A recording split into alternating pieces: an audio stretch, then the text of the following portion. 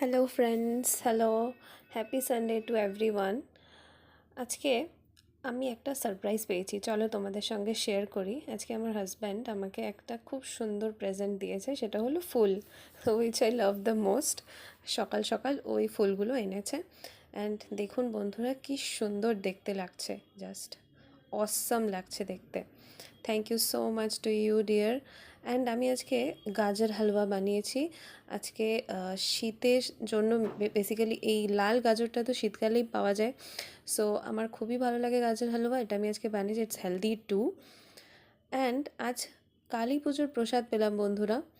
কালী পুজো ছিল কাল, আমি জানতাম না এই পুজোটার ব্যাপারে। কালী পুজোর প্রসাদ যেটা হচ্ছে পোলাও, খিচুড়ি, আলুর দম, পায়েস, চাটনি, মিষ্টি সব হয়েছে, and it was awesome for taste. And জয় কালী মাতা আমাকে এই প্রসাদটা দেওয়ার জন্য। কালী পুজোর প্রসাদ বা যে কোনো পুজোর প্রসাদ পাওয়াটাও একটা ভাগ্যের ব্যাপার।